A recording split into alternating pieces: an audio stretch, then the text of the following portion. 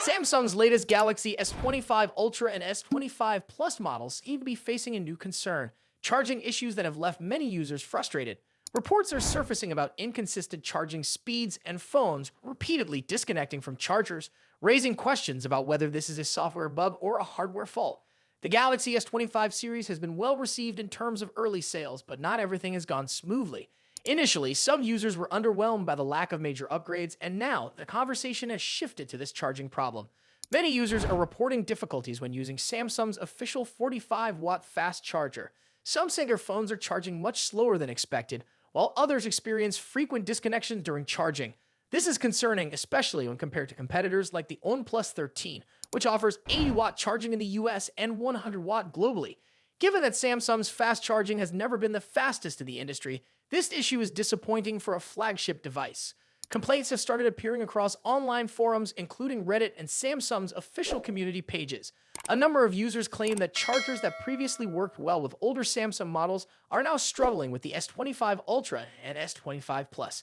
Interestingly, some report that the issue didn't occur immediately, but started after the first few charge cycles. One user, Anthara, shared their experience on Samsung's community forum in February 2025. I have the same issue with my S25 Plus. The first two charges were fine, but from the third cycle onward, my phone keeps connecting and disconnecting from the charger. I'm using the 5A cable that came with the 45-watt charger.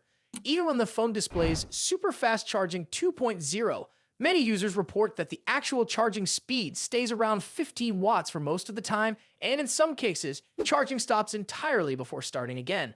Another user on Reddit, Brangisler, expressed their disappointment. Didn't expect this from a flagship device.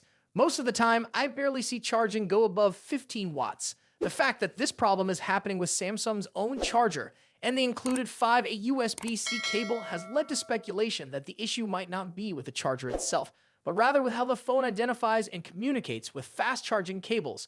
Some users have tried switching to a 3A USB-C cable and reported better results. Others have found a temporary workaround by disabling fast charging in settings, which seems to provide a more stable charge, but at much slower speeds. Samsung Italia has acknowledged the issue and assured users that a fix will be released in a future software update. However, Samsung recently rolled out a new update for the S25 series and remains unclear whether it addresses the charging issue. Some users have reported improvements, while others continue to struggle with slow, inconsistent charging. A Samsung community member, Denon8, shared their frustration. Just got my S25 Ultra out of the box with 45% charge. Transferred all my data and plugged it using the provided cable and Samsung's official charger, but it's not charging fast. I already had issues with my S24 and now I'm facing the same problem again. On a positive note, this issue seems to be limited to wired charging on the Galaxy S25 Ultra and S25 Plus. Wireless charging appears to be functioning as expected, and the standard Galaxy S25, which only supports 25-watt charging, does not seem to be affected. This isn't the only concern raised about the S25 series. Some users have also reported strange lines appearing in photos, as well as overheating issues. Similar problems were seen last year with the Galaxy S24 series. Let me know in the comments below. And if you enjoyed this video, don't forget to subscribe to the channel for more updates on the latest in tech. As always, thanks for watching, and I'll see you in the next video. Peace out. Have you ever imagined just how slim a smartphone can get without sacrificing its performance? Samsung's upcoming Galaxy S25 Edge may be on the brink of answering that question, but there's a twist to the story. The Galaxy S25 Edge is poised to give Apple's iPhone 17 Air a run for its money. Both of these upcoming smartphones are expected to wow us with their incredibly slim designs, but the real question is, how slim can they go while still offering the powerful features we expect from premium devices? The iPhone 17 Air is rumored to be around 6.25 millimeters thick, while the Galaxy S25 Edge could potentially come in even thinner at 6.4 millimeters, with some speculations hinting that it may be as thin as 5.8 millimeters. But let's not focus solely on how thin these phones are. There's also something else to consider. OnePlus is preparing to unveil the Open 2, which could be as thin as 4 millimeters when unfolded. Yes, a foldable phone at just 4 millimeters. However, let's return to the Galaxy S25 Edge, which has sparked plenty of buzz due to its early performance results. Recently, the Galaxy S25 Edge appeared on Geekbench, a well-known benchmarking tool that evaluates a phone's performance by testing its processor, graphics, and overall speed. It measures how well a device handles multitasking, gaming, and overall performance. The first test results for the Galaxy S25 Edge were exactly consistent, with a score of 3005 in the single-core test and 6945 in the multi-core test. But more recent results have shown a notable shift. The updated benchmarks show that the Galaxy S25 Edge scored 2,806 in the single-core test, slightly lower than before, but it achieved a much stronger score of 8,416 in the multi-core test. This suggests that the phone could be more efficient at handling multiple tasks at once, which is a major plus for those who use their phones for gaming or multitasking. That said, it's important to remember that these are early test results, and the device isn't official yet, so these figures should be taken with a pinch of salt. Performance aside, Galaxy S25 Edge is expected to feature some impressive specs, including a 200-megapixel main camera that will surely appeal to photography enthusiasts. On the front, the phone will likely sport a 12-megapixel selfie camera. The display will be equipped with an LTPO panel that offers a 120Hz refresh rate and a peak brightness of 2,600 nits.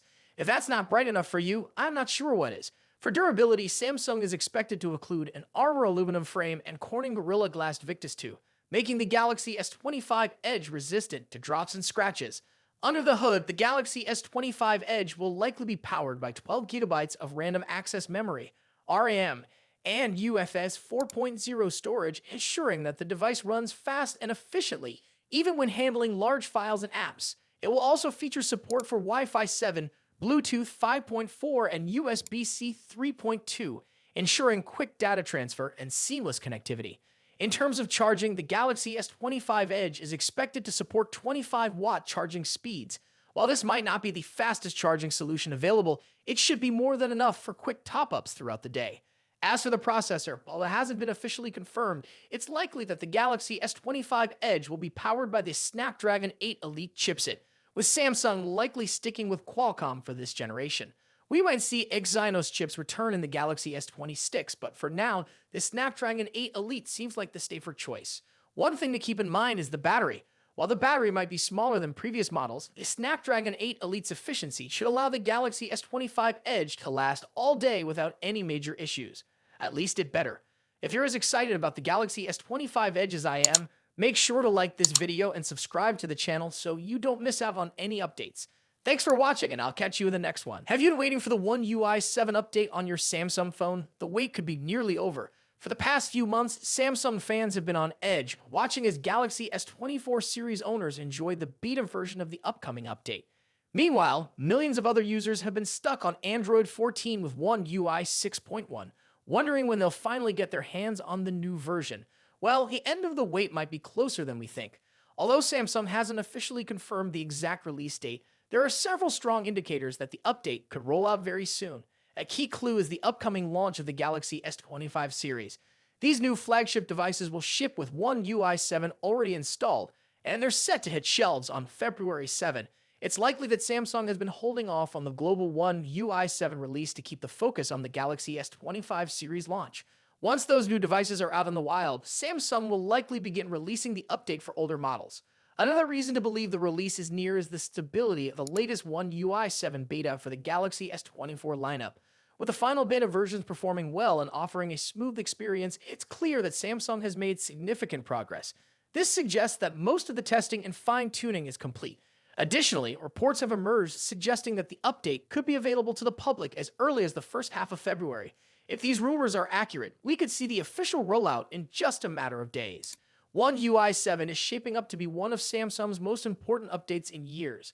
The update promises significant improvements in speed, security, and overall usability, making your device feel faster and more responsive.